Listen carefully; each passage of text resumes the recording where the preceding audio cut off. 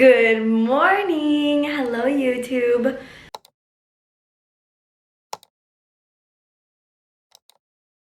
Welcome to my weekly vlog.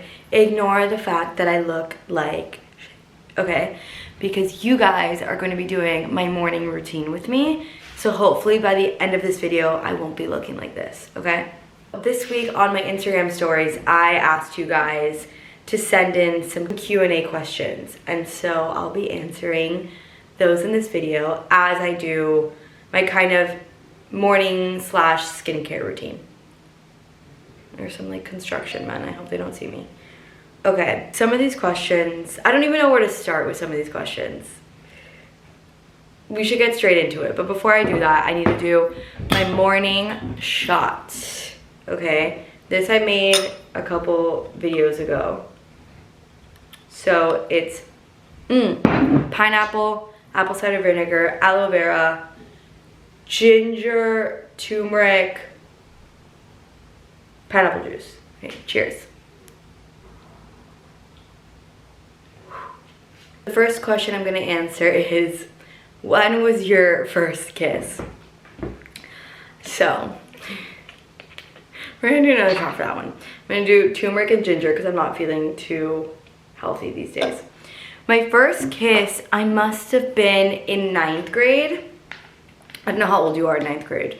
I was in 9th grade and it was at my friend's quince at her house. It was a little peck, my first kiss. It was like a little baby peck with one of my best friends now. He is the best guy in the whole wide world. I had such good taste because he really is incredible. So him and I kissed that night, and then we went to Christmas formal together. I invited him because I went to an all-girls school. So I invited him as my date to Christmas formal, and we made out that night in the bushes. And that was my first kiss. And it's really cute looking back at it because him and I are super close now. I mean, we've always been close, but we're just really good friends. So it's cute because he's such a great person. And I'm glad my first kiss was with such a beautiful soul and not an asshole. Cheers to that. Second shot of the day.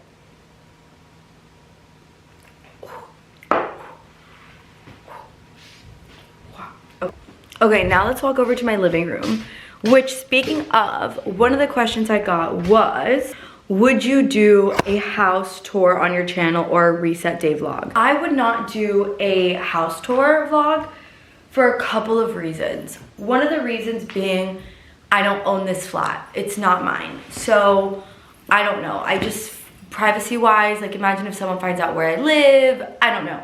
Second of all, I am slightly paranoid sometimes on the internet.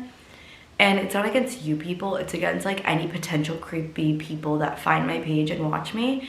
And there's something about showing people the things that I have inside my flat, especially like valuable things. I feel like it just makes you a target. I don't know. That's what I think. And then reset day, yeah, I probably could, but like my reset day, like I'm a very chill, calm person. So my reset days, I never know when they're gonna happen, and they have to happen naturally. I am someone that you can't force a reset day on. It just comes to me. So maybe one day, if it happens on like a Monday or Tuesday, I'm like, I'm feeling a reset day on me, then I'll film it and I'll definitely show it to you, but I can't force it, you know? All right, it's time for my LED mask. I do this daily and I didn't do it last night because I'm a little sick. So I was lazy, but I already cleaned it and it's ready to go. And now I look so ridiculous, and I love that for the experience. Next question, which one am I gonna choose? Any specific reason you moved to London? Like, feels like a major change from Miami to London. And I totally agree. I get this question pretty much every time I leave the house, quite honestly. Everyone's like, what are you doing here? Why'd you move here? So basically, I'll try to say this without all the details because I'm a very long-winded person, but I grew up in Miami and then I did college in LA. So I lived in LA from 18 until 21. But during college, I did study abroad in Madrid, and I loved Madrid. Like, I had the best experience, and I was like, I think living abroad is for me. Like, I see myself as an adult living here. I see myself have a family here. I see myself just, I don't know, living here. That's what I thought. And everyone thought I was crazy. And everyone's like, yeah, that's what everyone says when they go abroad. And I'm like, no, you guys don't know me like that. So after I graduated, I did a master's program in Barcelona in international security, and I loved it. It was so much fun. But I also worked in Spain a little bit. I worked at a law firm doing criminal law, criminal defense specifically in Valencia. I was like, maybe this isn't for me right now. So I looked into doing another master's program, and I realized the program that I was attending offered a dual degree to go get a second master's, an LLM, so a master's of law, in Glasgow, at the University of Glasgow, which is a top law school in the UK. And that I realized like mid-July, and I applied, and by the end of August, I moved to Glasgow.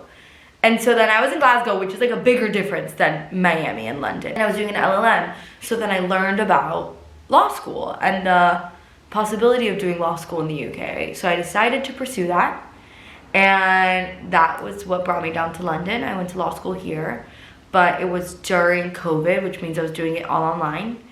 And yeah, and I had a group of friends here. I'm not really super close to those people anymore. I mean, they're people that I'll always love and care about, but I knew people here. So I was ready for that. Versus in Glasgow, when I moved, I didn't know anybody. I ended up making a lot of lifelong friends there, but at the time, I did not know a single person. So that's what brought me here, and I've been here for 4.5 years. I don't know how much longer I'm gonna stay for. I don't see myself like having a family here. So I do think my time will come to an end eventually, sooner rather than later, but we'll see. So that answers another question I got, which is, do you plan to live in London forever? No.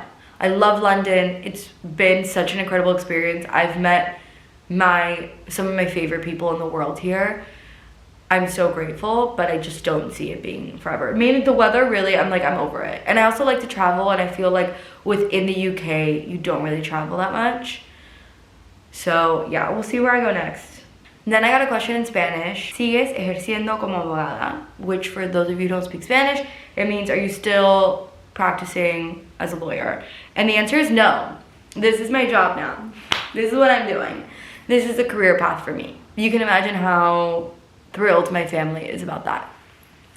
No, I mean, I always wanted to be a lawyer, which is another question actually I got, the question was, when you left high school, were you confused about what you wanted to do with your life? No, I always thought I wanted to be a lawyer. I wanted to be a family lawyer, and I wanted to be a family lawyer working in high-profile cases. So I worked with someone named Laura Wasser. She was like my goals.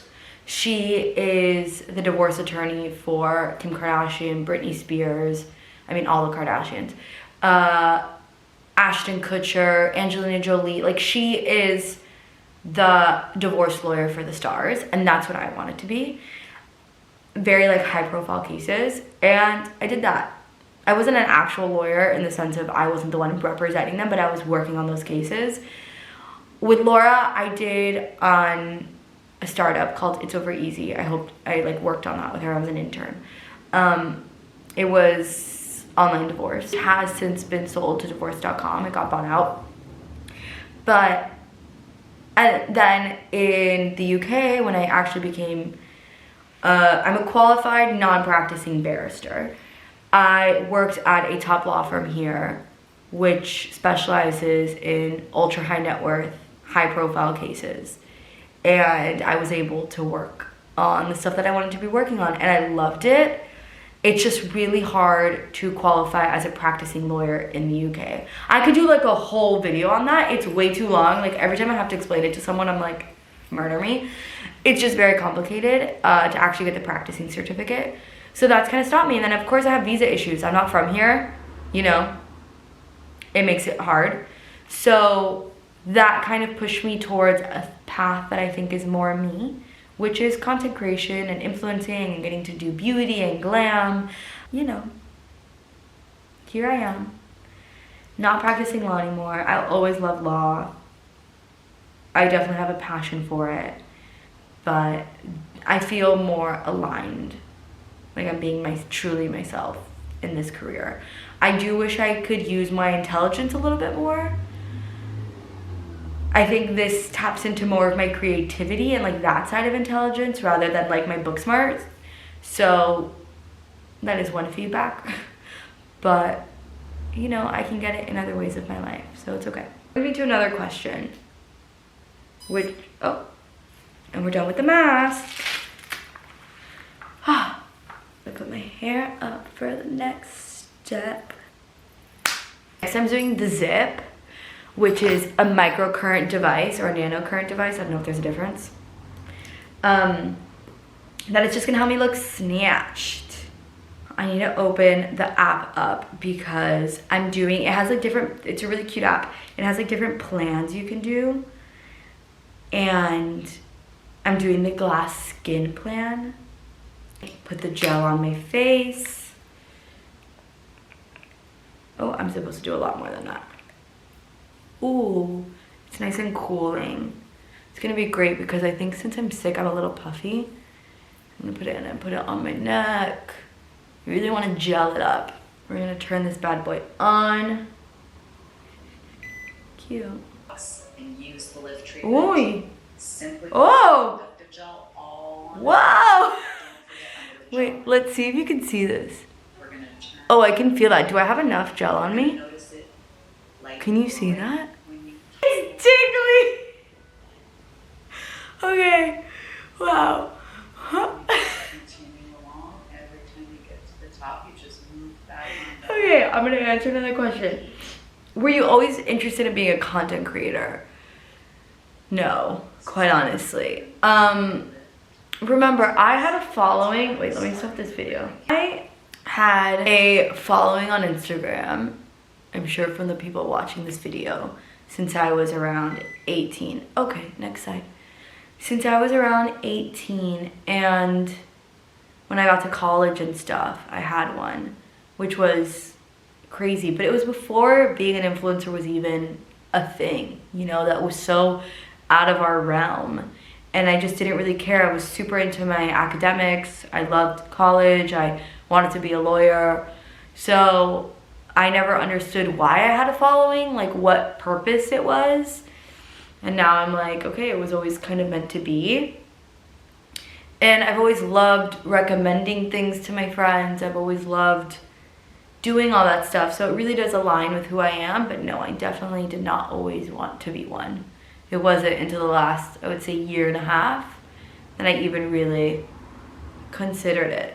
Okay, so kind of on that, I got a question which asks, advice for those who want to change countries and live a new life. My biggest advice that I give it to my siblings, I give it to kind of everyone, is your problems will follow you. Just because you move to a new city and start a new life, your problems stay right with you. They don't go anywhere. So don't try to start a new life and a new chapter without being okay with you and understanding why you want something different or why you want to move. Or when you do move, are you running? Oh, we're done. When you do move, are you running away from something? You know, you have to think about those things. And for example, like I always had it clear, I wasn't running away from living in Miami or living in my hometown. I just wanted something new. I've always been someone who likes to do things kind of off the beaten path. Like, it's funny, I'm such a Gemini. You think that I'm someone who would be really traditional or whatever it may be. I actually love to be unconventional. So be really honest with yourself and be smart. It also depends what age you're doing this at. Like if you're doing this at a 21, like go for it. Who cares? Be smart, be safe, be all those things. I moved to a country without knowing a single person and I was fine. I was on antidepressants after because it was really hard, but I was ready for how difficult it was gonna be, and that was the path that I chose, and I was willing to be on it. I would say one thing about me going and starting a new life and going to a new place where I don't know people and doing all of that, kind of feels like I had a choice between a path. Like, let's say you're going on a hike or whatever, or you're in the jungle, I don't know, and there's a path that you can walk through, and it's just like easy, people do it all the time, they're walking down that path, it's beautiful, and it's chill, and it's safe, and everyone knows where they're going and what they're doing. And then the path that I chose was that I have to walk through the jungle with a freaking machete, and I have no idea where I'm going, and I have no idea what the other side looks like, and I don't know what I'm gonna find.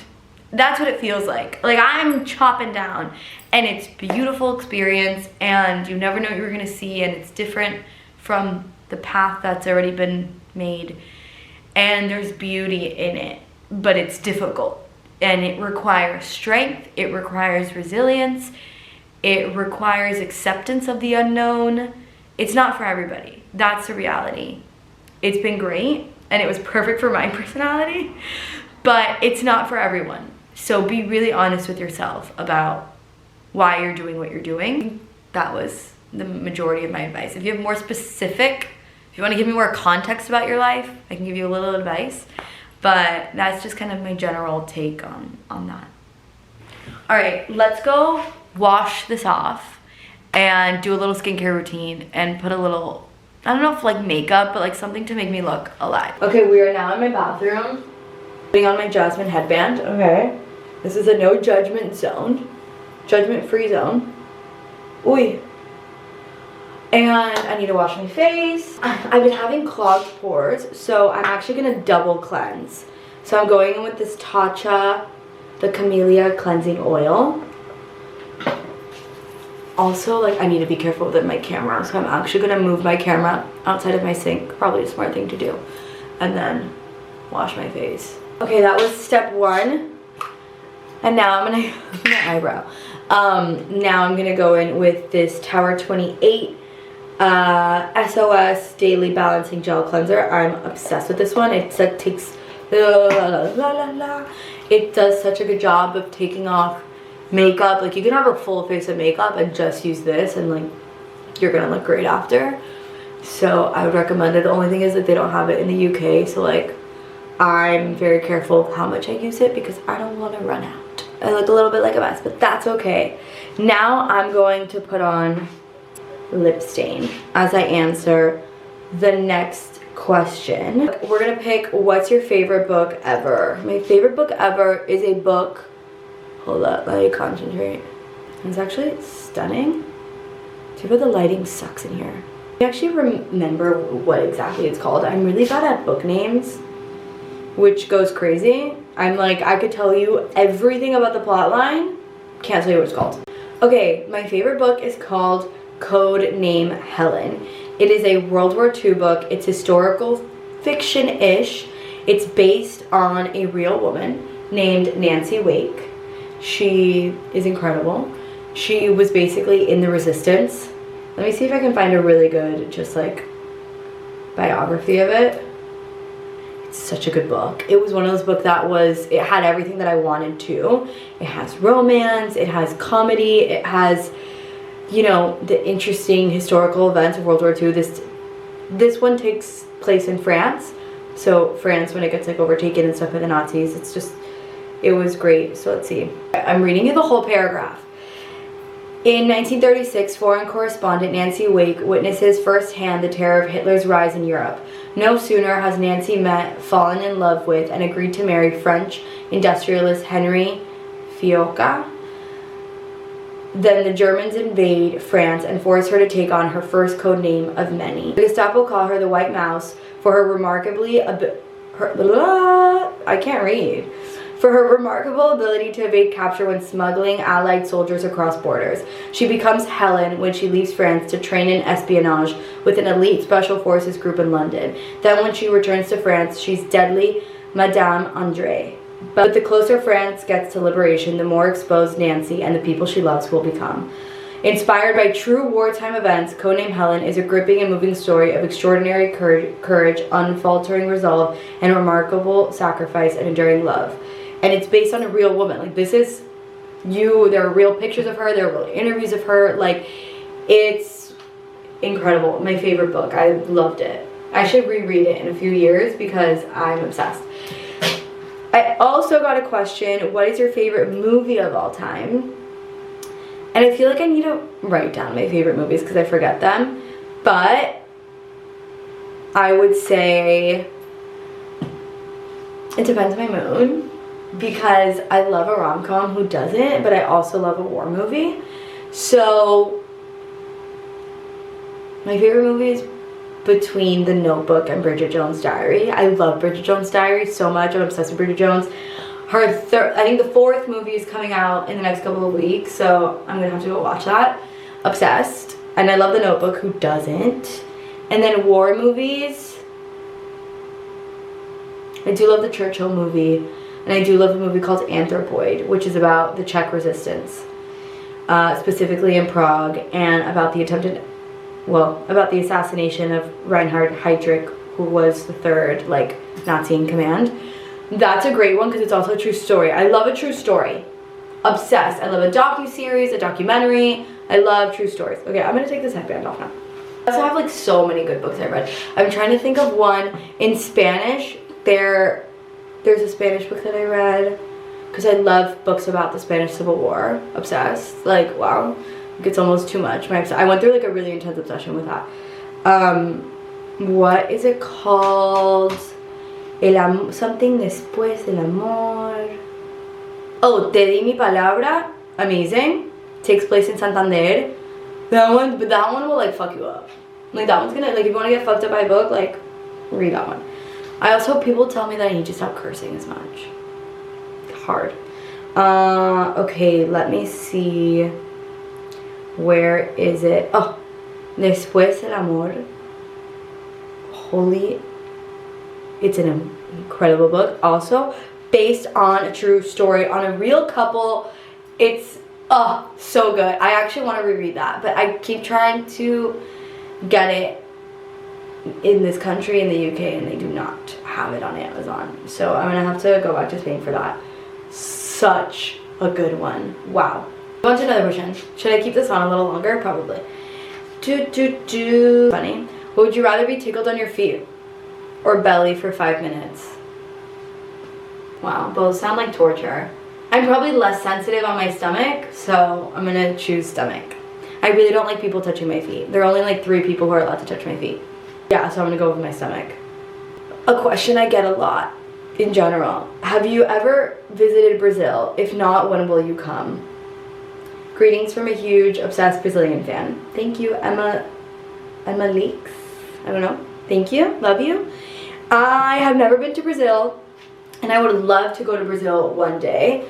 I just think it's hard to travel to South America when I'm in the UK and in Europe, just because whenever I go to that side of the world, I'm either going to Miami to visit family or I'm going to a wedding.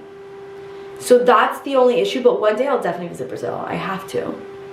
Duh. Time to wipe this bad boy off. Give me a little color. Let's do a little skincare. It'll be a long video. Oh, this is a funny one. This was a savage one. Where is your dad? Where's your dad? I just never heard you talk about him or mention him like your mom. Well, there's a reason for that. I don't have a relationship with my dad anymore. I grew up with him, obviously, and my parents got divorced when I was 14. And with that came drama, as some divorces do. And yeah, I just made a decision not to have him in my life. And I'm very careful about what I want to say about it. Not because I don't want to tell you guys about it. It's because I don't want to open a can of worms. And my dad might be watching this, let's face it. The internet is one of those places where he has access to this. And I just don't need him defending himself and wanting to explain himself and doing the whole thing. Like, I respect it. I forgive him for the mistakes that he made. Like, I have compassion for him, but I just don't feel the need to have a relationship with him. I just don't. I just don't think it's healthy for me. It doesn't really bring me much. And I know people are like, but he's your dad. And I'm like, yeah, but I have a great mom, and I have a great grandfather and great male figures in my life that I just don't feel like I need a toxic situation. And he might not think the situation was toxic. I did. I just don't want it. I don't know how much more to say. Careful. Really don't want to overthink it in words. Is there anything else I want to say about that?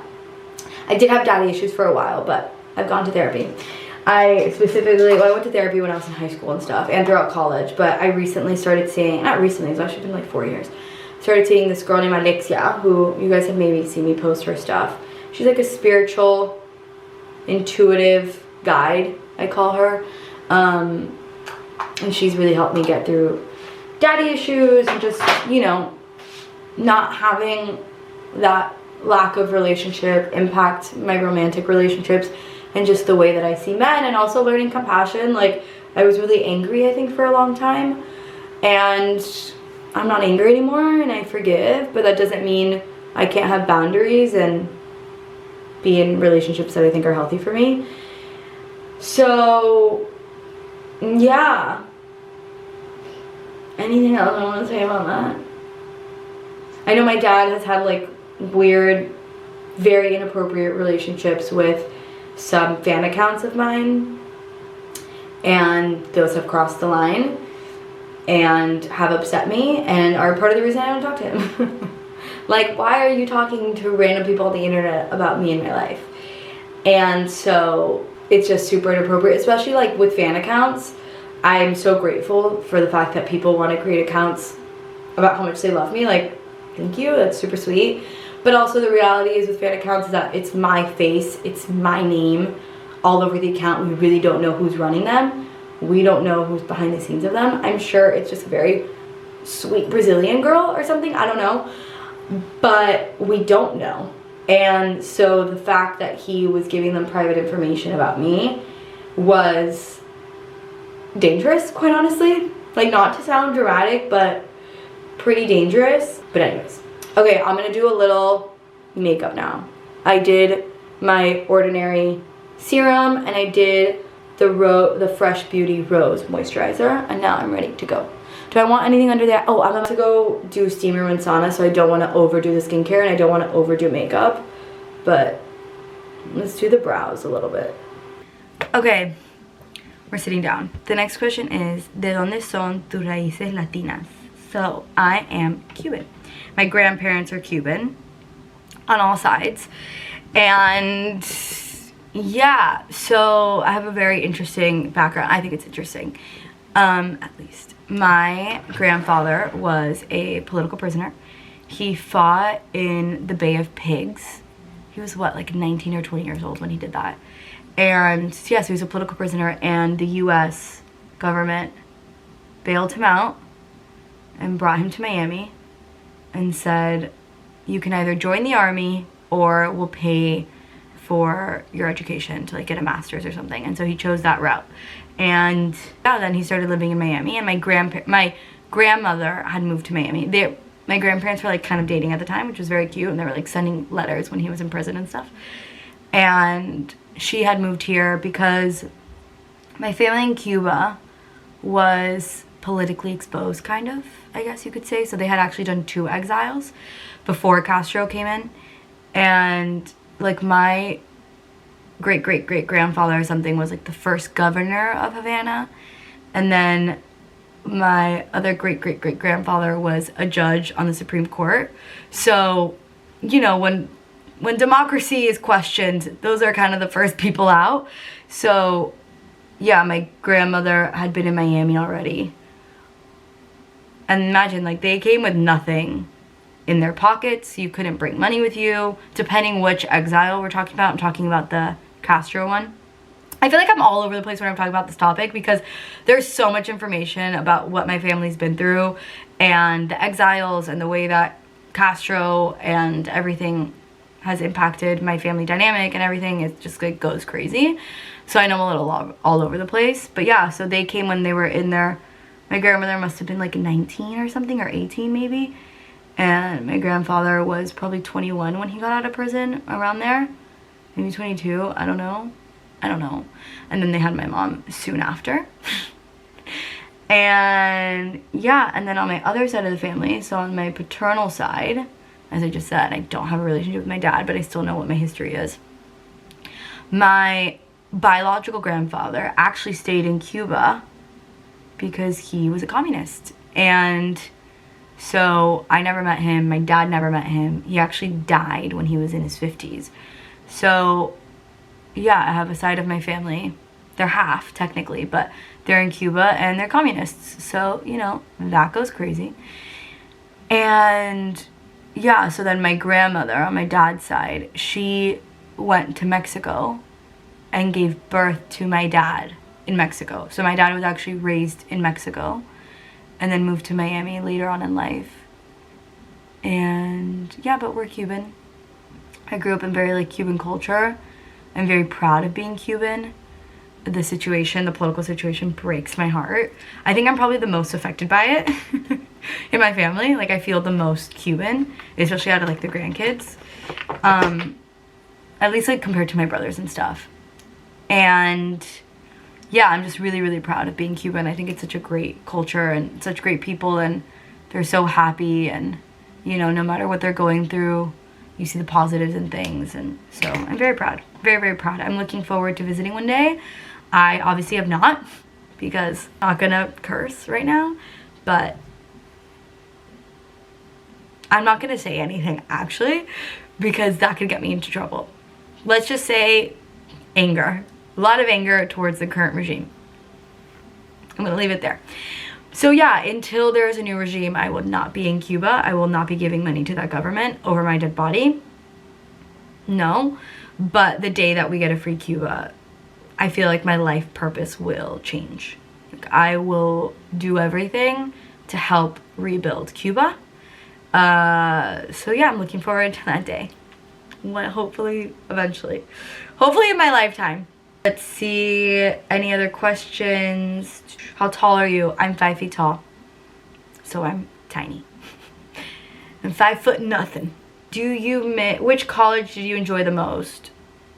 I love them all for different reasons.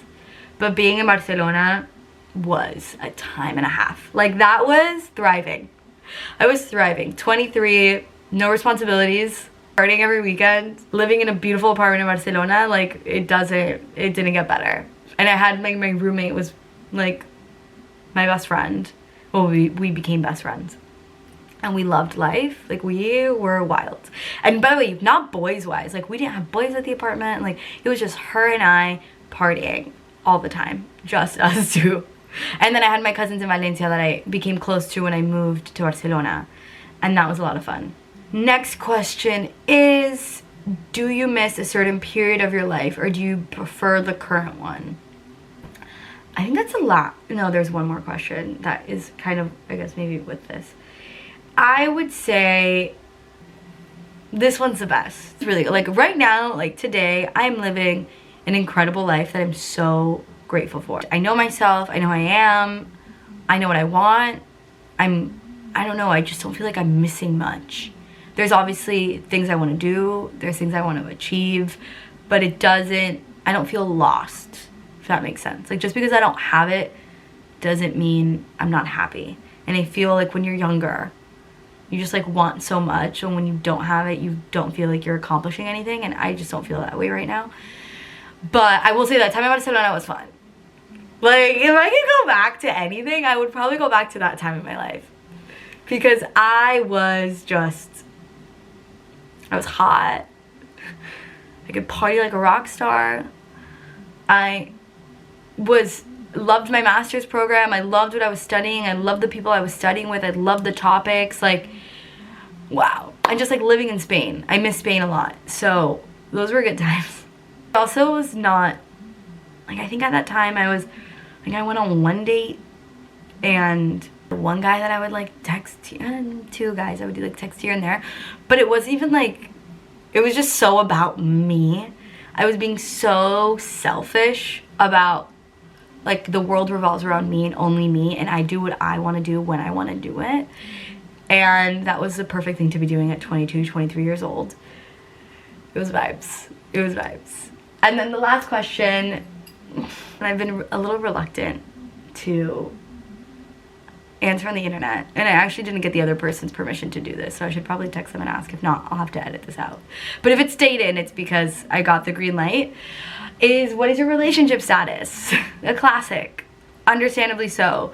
I have never shared anything about my relationships online, my romantic relationships online, and there's a reason for that. One of it being because I've been single all of my 20s. Like, I've never had a boyfriend. I did have a boyfriend one time for 3 weeks. That was silly, and we don't count that. We don't count that. I could tell that story another time. It's a funny one. But besides those 3 weeks, I haven't had a boyfriend in my 20s. I've had situationships, I've had flings, I've had fun, but my 20s has not been about romance. It's been about me, like I just said. I was very much... And I had daddy issues too, that didn't help. I was scared of commitment. I didn't want commitment. I didn't want to be held back by anything. I wanted to do what I wanted to do when I wanted to do it. I wanted to move to another country overnight if I could. Like, I just wasn't meant to be in a relationship in my 20s. The last few years in London, I've settled down a little bit. I had more of like a long-term situationship with someone, but that didn't work out, thank God.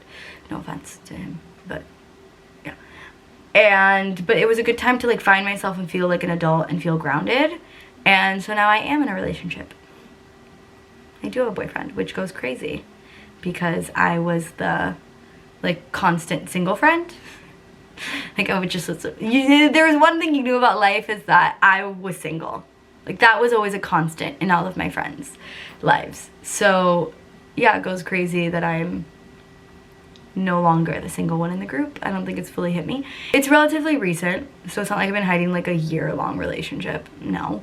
But, oh, let me put on some lip gloss, a little lip mask. But I will say I'm going to be careful about what I do or don't share about that relationship because, number one, privacy, obviously important. But also, like, my main reason, quite honestly, is because I believe in mal de ojo, evil eye vibes. That is real. And I don't know who's watching this. Once again, this is the internet. Like, anyone could be watching this. Someone who hates my guts could be watching this. I just can't give my ops too much information about things that matter to me. You know, like I can tell you funny stories, I can tell you about my beauty routine, I can give you advice, I can tell you about things that have happened to me, I can tell you about old romantic relationships and things I've done wrong and funny stories, absolutely. But something right now that like someone could send me bad vibes on, no, and I care too much about this to let someone send me bad vibes. Nope. So I'll share stuff, but I'll be careful what I'm sharing, okay? And it's not because I don't want you guys to know about the things that bring me happiness and the fun stuff. It's just, once again, like, I don't know who's watching this, you know? So I'm gonna be careful. But I'll share some stuff, slowly but surely. But there will be boundaries. I also need to get his permission to post this. So, because obviously his privacy matters too. And we don't need to start like finding him and sending him crazy messages on Instagram. Like that scares me. So he'll never be tagged in anything. That's for sure. And I don't think I'll ever say his name. Maybe. We'll see. We'll see what I do. This is my first time maneuvering it. Once again, I haven't been in a relationship in my 20s. Definitely haven't been in a relationship since I started having the following. So I have no idea what I'm doing.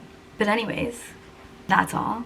I hope you guys enjoyed Q&A. I enjoyed it. I love yapping and I do love talking about myself.